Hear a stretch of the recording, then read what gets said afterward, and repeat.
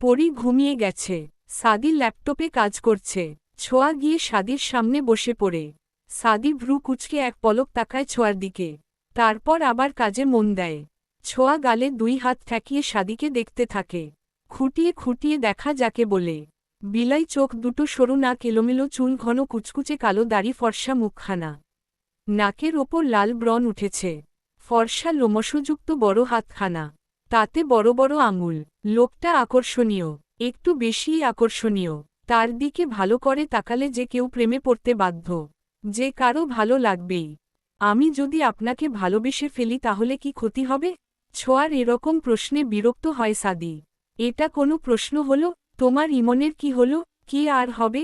কবুল বলার সাথে সাথে মাথা থেকে বেরিয়ে গেছে। কবুলের জোর দেখেছেন? অবশ্য আপনার তো কোনো পরিবর্তন হয়নি। আগেও রাক্ষস ছিলেন, এখনও তাই আছেন। সাদি জবাব দেয় না, চুপচাপ নিজের কাজ করতে থাকে। ছোঁয়া আরও বলতে থাকে, আমাদের বাসর কবে হবে? হবে না। ছোঁয়া মুখ বাঁকায়। দেখুন, I am the most jealous person in the world.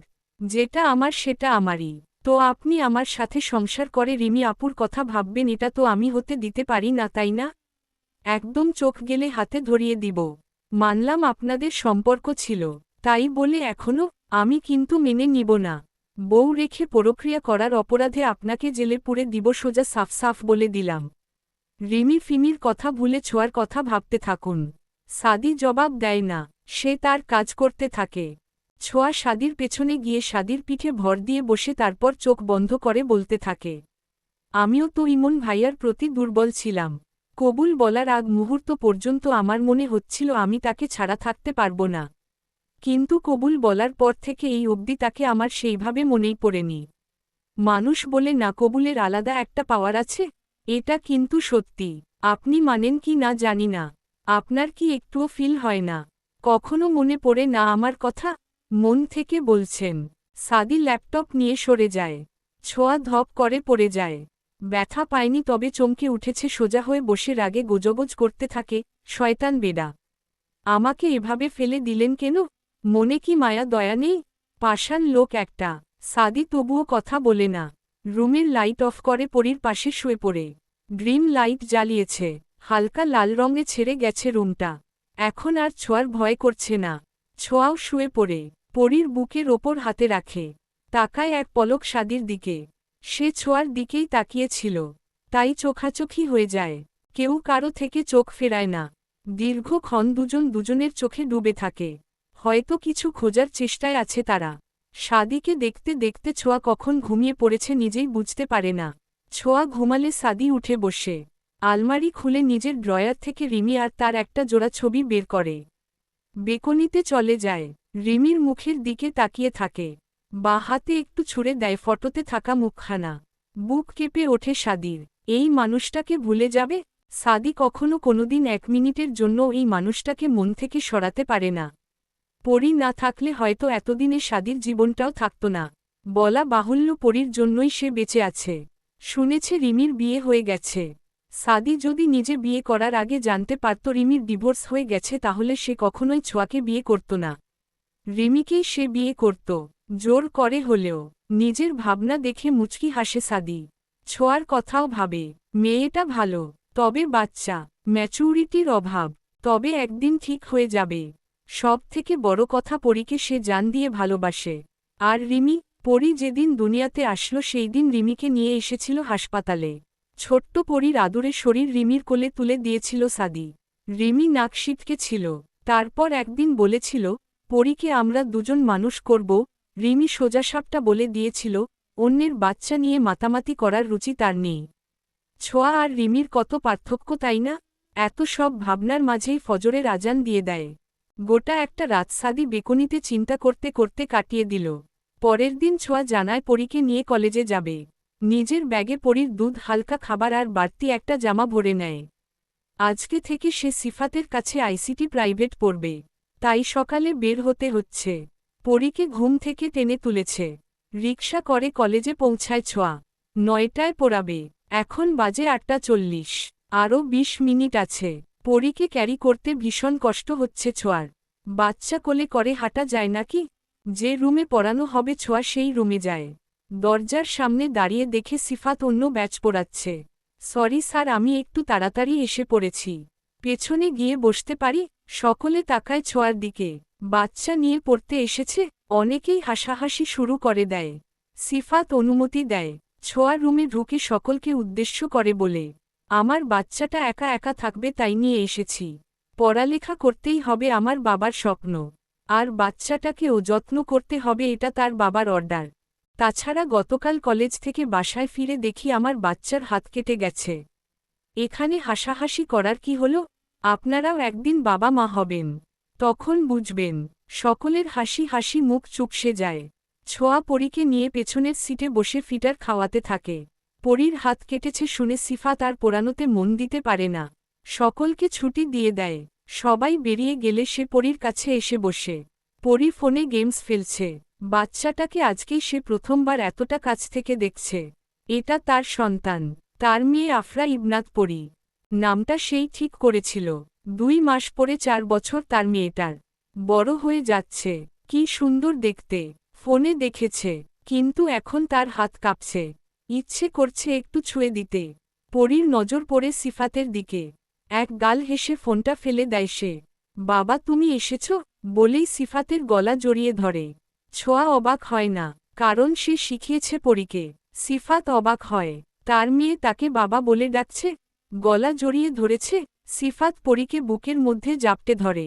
অজস্র চুমুতে ভরিয়ে দেয় পরীর মুখটা। চোখের কোণে পানি চলে এসেছে তার। বুকটা প্রশান্তিতে ভরে গেছে। এই মেয়েকে সে ছাড়তে পারবে না। এত মায়া কেন? পরী সিফাতের গালে চুমু দেয়। 2 হাতে মুখটা ধরে। সিফাত দেখেই যাচ্ছে তার মেয়েকে, তার আদরের ধনকে। আমি তোমাকে অনেক মিস করি বাবা। তুমি আমাকে নিয়ে যাবে? সিফাত এবার হাউমাউ করে কেঁদে ওঠে। পুরুষ মানুষের নাকি কাঁদতে নেই, কিন্তু সিফাত তার কান্না আটকাতে পারছে না। নিজেকে শান্ত করতে পারছে না সে। সিফাত পরীকে ছাড়ছেই না। বাকি স্টুডেন্টদের পড়াবে না, না করে দিয়েছে। সে পরীকে বুকে নিয়ে বসে আছে। ছোঁয়া মুচকি হাসে। কি ভাইয়া, পরীকে ছেড়ে থাকবেন কি করে? সিফাত জবাব দেয় না। ছোঁয়া কল করে তনুকে। তনু আশেপাশেই ছিল। সে পরীকে নিয়ে যাবে আর ছোঁয়া ক্লাস করবে, এমনটাই প্ল্যানিং তাদের। ভাইয়া এবার পরীকে ছাড়তে হবে। পরী বাসায় যাবে, আমি ক্লাস করব। সিফাত জবাব দেয় না, চুপচাপ থাকে। পরী বলে, আমি বাবাকে নিয়ে যাব। মাম্মাম তোমার বাবা যাবে না তোমার সাথে? তুমি পিপির সাথে চলে যাও। তোমার পাপা তোমায় খুঁজছে তো। তোমাকে না পেলে কান্না করে ফেলবে। পরী মুখ কালো করে ফেলে। মুহূর্তেই সিফাতকে ছেড়ে ছোঁয়ার গলা ধরে ছোঁয়ার কোলে উঠে বসে। চলো চলো, পাপার কাছে যাব। সিফাত হতাশার চোখে তাকিয়ে থাকে। পরী চলে যাবে? সিফাতের থেকে চলে যাবে? আরও হারিয়ে ফেলবে? না দেখেই তো ভালো ছিল, কেন সামনে আনলো? এবার না দেখে থাকবে কি করে? বুক কাঁপছে সিফাতের। ইচ্ছে করছে পরীকে নিয়ে দৌড়ে কোথাও পালিয়ে যেতে, কিন্তু হাত পা বাঁধা, যেতে পারবে না সে। ছোঁয়া পরীকে কোলে নিয়ে বেরিয়ে যায়। সিফাত নিজের চুল খামচে ধরে। তার মেয়ে দূরে চলে গেল, অনেক দূরে চলে গেল। বাইরেই তনু অপেক্ষা করছিল। দাভাই ভেতরে আছে? হ্যাঁ, আমি একটু কথা বলে আসছি। ছোঁয়া মা নাড়ায়। তনু ভেতরে ঢোকে। সিফাতকে মা নিচু করে বসে থাকতে দেখে তার কান্না পায়। কতদিন পরে দেখল তার ভাইকে? 3 বছর হবে। অনেকটা বদলে গিয়েছে। স্বাস্থ্য কমেছে, কালো হয়ে গেছে। অগোছালো তার ভাই, কিন্তু একটা সময় ছিল সব থেকে গোছালো ছেলে ছিল সিফাত। অগোছালো তার পছন্দ না। একটা ঝড় এসে তাদের পরিবারটাকে আলাদা করে দিল। সুখের সংসারটাকে ভেঙে চুরে দিল। কষ্ট হচ্ছে তনুর, ভীষণ কষ্ট হচ্ছে। দা ভাই, কাপা কাপা গলায় ডাকে তনু। 2 গাল বেয়ে তার পানি পড়ছে। সিফাত মাথা তুলে তাকায় তনুকে দেখে। কিছু সময়ের জন্য স্তব্ধ হয়ে যায়। একটা সময়ে এই বোনটার সাথে তার ঝগড়া লেগেই থাকত। উঠতে বসতে বোনটাকে জ্বালাত। কখনো রাগ করে তনু বলত, তুই বাড়ি ছেড়ে চলে যাত। সিফাত এখন ঠিকই চলে এসেছে, কিন্তু কষ্ট হয়। বোনকে ছাড়া থাকতে তার কষ্ট হয়। তনুরও ভাইকে ছাড়া থাকতে কষ্ট হয়। তনু দৌড়ে গিয়ে জড়িয়ে ধরে সিফাতকে। শক্ত করে জড়িয়ে ধরে শব্দ করে কেঁদে ওঠে। সিফাত তনুর মাথায় হাত বুলিয়ে দেয়। তনু কাঁদতে কাঁদতে বলে, দাভাই তুই এত পাষাণ কেন? তোকে ছাড়া আমরা ভালো নেই। আমাদের বাড়িটা মরা বাড়ির মতো হয়ে গেছে। কেউ হাসে না, কেউ মজা করে না। ছোট চাচা এসেছিল। মরা বাড়িতে থাকেনি সে। তাদের ভালো লাগে না। দাভাই রে, বাড়ি ফিরে চল না রে। মা রোজ কাঁদে তোর জন্য। বাবাও মন খারাপ করে থাকে। তোর মেয়ে পরীটাও তোকে চেনে জানিস? ছোট দাভাই পরীকে তোর কথা গল্প করে শোনায়। দাভাই রে, তুই ফিরে চল না। আমরা ভালো নেই তোকে ছাড়া। সিফাত কিছু বলতে পারে না। শুধু চুপচাপ বোনের অভিযোগ শুনতে থাকে। এই মুহূর্তে তার মনে হচ্ছে এই শহরে আসাটাই ছিল তার ভুল। না আসলে কখনোই এইরকম সমস্যার সম্মুখীন হতে হতো না। এদের ইগনোর করবে কিভাবে, নিজেকেই বা সামলাবে কিভাবে? বেশ অনেকক্ষণ কান্না করার পরেও সিফাত যখন কিছু বলে না তখন তনু চোখের পানি মুছে চলে যায়। পেছনে ফিরে একবার তাকায়ও না সিফাতের দিকে। সিফাত ধপ করে বসে পড়ে। বুকটা ফেটে যাচ্ছে তার। পরপর কয়েকটা ক্লাস করে বেরিয়ে পড়ে ছোঁয়া। আজকে সে ফুসকা খাবে। আহা, কতদিন খাওয়া হয় না। কলেজের বাদিকে ফুসকা স্টল। সেখানকার ফুসকাগুলো দারুণ মজা। ছোঁয়া উল্টো দিকে হাঁটতে থাকে। কলেজ ড্রেসের সাদা ওড়নাটা মাথায় দিয়েছে। কাঠফাটা রোদ্দুর, গা ঝলসে যাচ্ছে। ফুসকার দোকানে এসে করা ঝাল দিয়ে 2 প্লেট ফুসকা অর্ডার করে ছোঁয়া। ফুসকা আসতে আসতে সে ফোন দেখতে থাকে। তখন কেউ বলে ওঠে, কেমন আছো ছোঁয়া? ছোঁয়া চমকে সামনে তাকায়। ইমন তার সামনে দাঁড়িয়ে আছে। ছোঁয়া আলতো হেসে ফোনটা রেখে জবাব দেয়, আলহামদুলিল্লাহ ভালো আছি। আপনি? ইমন ছোঁয়ার সামনে বসে পড়ে। হ্যাঁ, আমিও ভালো আছি। এখানে যে মার্কেটে ছিলাম, তোমাকে দেখে এদিকে আসলাম। ওহ, শ্বশুর বাড়ি কেমন? অনেক ভালো। সব থেকে বেশি ভালো আমার বাবা। তারপর শাশুড়ি। শাশুড়ি আমাকে খুব ভালোবাসে, কিন্তু বুঝতে দেয় না। অথচ আমি বুঝে যাই। বলতে বলতে ছোঁয়া হাসে। ইমন ওই হাসি দেখে আমাকে মনে পড়ে। ছোঁয়ার হাসি থেমে যায়। সে ইমনের চোখে চোখ রেখে বলে, রাতে ওনাকেও বলছিলাম এখন আপনাকে আমার মনেই পড়ে না। কবুলের কি জোর না, এখন শুধু ওনার কথা মনে পড়ে। ইমন দীর্ঘ শ্বাস ফেলে বলে, তোমার বরের সাথে কথা হয়েছে আমার। তিনি আমাকে তার অফিসে ডেকেছিল। ছোঁয়া একটু এগিয়ে এসে বলে, তারপর কি বলল? বলল তোমাকে কল না করতে, তোমার সাথে কন্ট্যাক্ট করার চেষ্টা না করতে। ছোঁয়া ভাবতে থাকে, সাদির তো ছোঁয়ার প্রতি কোনো ইন্টারেস্টই নাই। তাহলে ইমনকে এমন কেন বলল? আচ্ছা ছোঁয়া, উঠি তাহলে। ভালো থেকো। আল্লাহ তোমাকে খুব ভালো রাখুক। আপনিও ভালো থাকবেন। জীবনটা গুছিয়ে নিন। ইমন মুচকি হেসে চলে যায়। সে এক বুক আশা নিয়ে এসেছিল। ভেবেছিল ছোঁয়ার মনে তার জন্য একটু ভালোবাসা থাকলেই সে ছোঁয়াকে নিয়ে যাবে। কিন্তু ফিরে যাচ্ছে হতাশ হয়ে। কারণ ছোঁয়ার মনে তো দূর মস্তিষ্কেও ইমন নামটা নেই। মানুষ বুঝি এত দ্রুত সব ভুলে যেতে পারে? কই, ইমন তো ভুলতে পারছে না। প্রতি সেকেন্ড, প্রতি মুহূর্তে, প্রতি মিনিট তার ছোঁয়াকে মনে পড়ে। সে ছোঁয়াকে চায়, প্রার্থনা করে ছোঁয়াকে পাওয়ার জন্য। অথচ ছোঁয়া? তাচ্ছিল্য হাসে ইমন। অনেক দূর এসে পেছনে ঘুরে তাকায়। ছোঁয়া মনের সুখে ফুসকা খাচ্ছে। ছোঁয়ার ফুসকা খাওয়ার স্টাইল খুব ভালো লাগে ইমনের। 2 আগুলে ফুসকা তুলে টক পানিতে চুবিয়ে মুখে পুরে নেয়। তারপর চোখ দুটো বন্ধ করে চিবোতে থাকে। এরকম দৃশ্য মনে হয় যে কোনো যুবকের হৃদয় নাড়া দেবে। ইমন চলে যায়। ফুসকা খাওয়া শেষে বিল মিটিয়ে ছোঁয়া বাইরে আসতেই সাদিকে দেখতে পায়। তার সাথে একটা মেয়েও আছে। বড় শপিং মলের ওপর তালায় উঠছে। ছোঁয়া জোরে ডেকে ওঠে সাদিকে। সাদু যান। সাদি চমকে দাঁড়িয়ে যায়। আজকে তার মিটিং আছে জরুরি। এই মলের 2য় তালায় একটা রেস্টুরেন্ট আছে, সেখানেই ক্লায়েন্ট রেখেছে। তার সাথে তার পিএ তনিমা রয়েছে। ছোঁয়া দৌড়ে রাস্তা পার হচ্ছে। সাদি ঘাড় বাঁকিয়ে পেছনে তাকায়। সত্যিই ছোঁয়া। মনে মনে দীর্ঘ শ্বাস ফেলে সাদি আজকে মানসম্মান নিয়ে বাড়িতে ফেরা মুশকিল হয়ে পড়বে। তনিমা একবার সাদির দিকে তাকাচ্ছে তো আরেকবার ছুটতে থাকা ছোঁয়ার দিকে তাকাচ্ছে। এদের সম্পর্ক বুঝতে চাচ্ছে তিনি। ছোঁয়া তৎক্ষণে ওদের সামনে চলে আসে। হাঁটুতে হাত রেখে হাঁপাতে হাঁপাতে বলে, এখানে কেন আপনি? অফিস নেই নাকি? অফিসের নাম করে রোজ এখানে আসেন? সাথের এই মেয়েটাকে? তাকিয়ে আছেন কেন, জবাব দিন।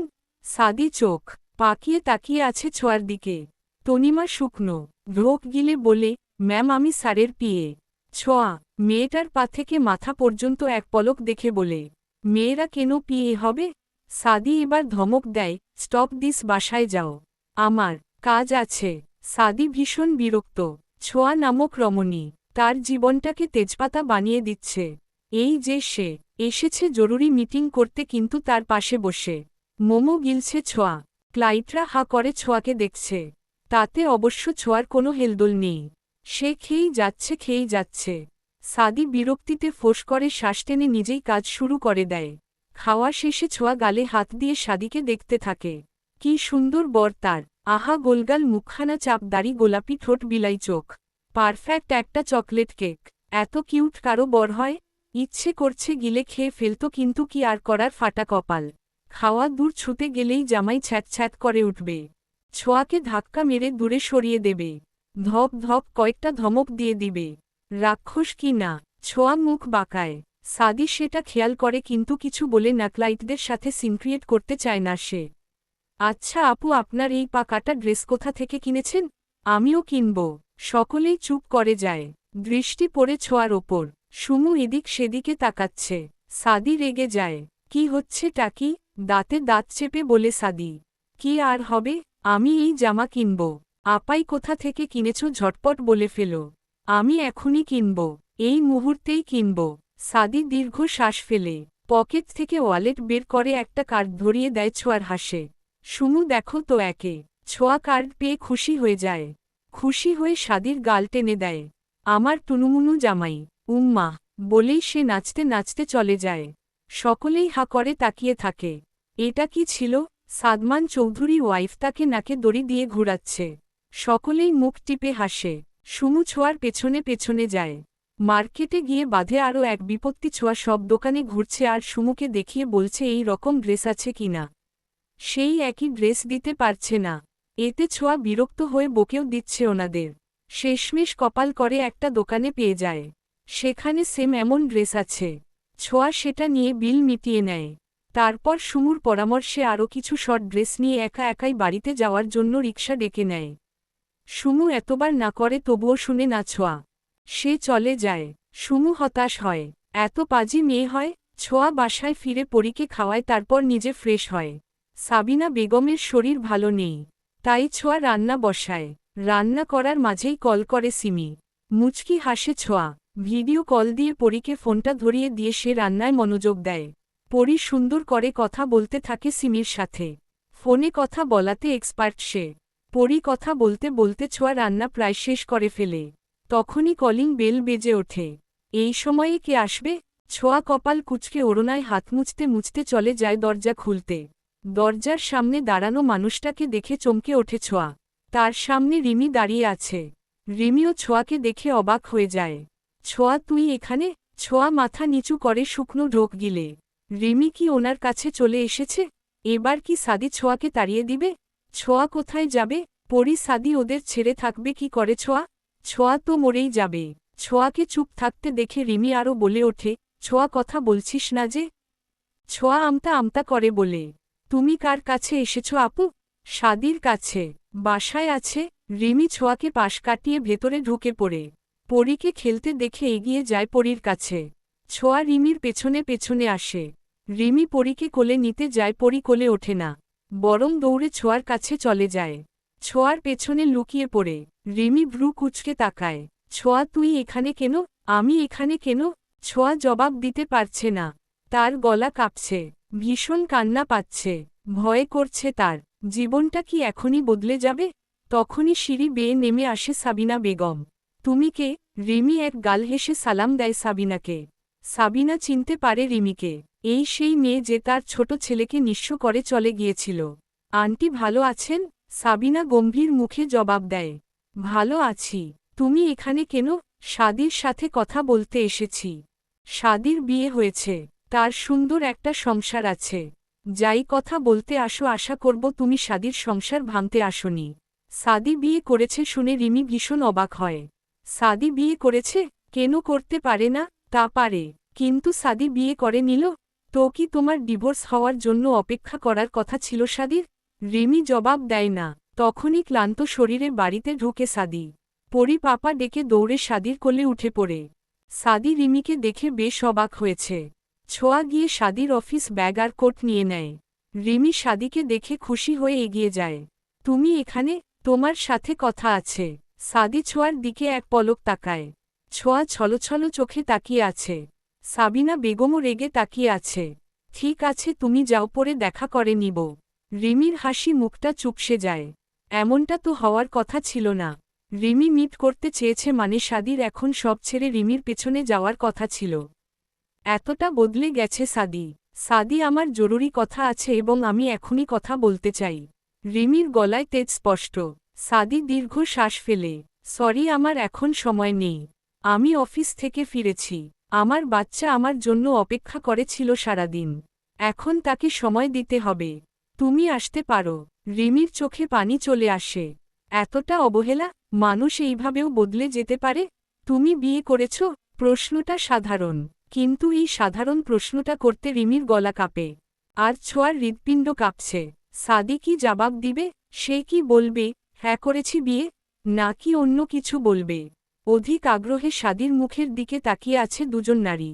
একজন তার প্রাক্তন, আরেকজন তার বিবাহিত স্ত্রী। সাদি পরীর মুখের দিকে এক পলক তাকিয়ে জবাব দেয়, হ্যাঁ মিট মাই ওয়াইফ ছোঁয়া চৌধুরী। কেঁপে ওঠে ছোঁয়া। প্রথমবার সাদি নিজে মুখে তার নাম উচ্চারণ করল। এটা কি সাধারণ বিষয়? রিমিও অবাক চোখে ছোঁয়ার দিকে তাকিয়ে আছে। এই এক রত্তি মেয়েকে বিয়ে করেছে সাদি। এই মেয়েটা সামলাচ্ছে এই টুকুনি বাচ্চা এবং পরিবারটাকে। রাগ হয় রিমির। ছোঁয়াকে সাদি বিয়ে করেছে এর জন্য না, ছোঁয়ার ঘাড়ে এত বড় দায়িত্ব দিয়েছে এর জন্য। এখনই তো জীবনটাকে উপভোগ করার সময়। সেখানে ছোঁয়া চার দেয়ালে বন্দি। ছোট থেকেই ছোঁয়াকে ভীষণ ভালোবাসে রিমি। এই টুকুনি বাচ্চা একটা মেয়েকে বিয়ে করেছ, আর তাকে তুমি তোমার এই অবৈধ বাচ্চাকে মানুষ করার দায়িত্ব দিয়েছ। তুমি কি মানুষ? তোমার কি একটুও মায়াদয়া নেই? সাদি কিছু বলবে তার আগেই ছোঁয়া বলে, আপু এভাবে বলিও না। আপু সিফাত ভাইয়া এবং আমার বর, তিনজনকেই অপমান করা হয়।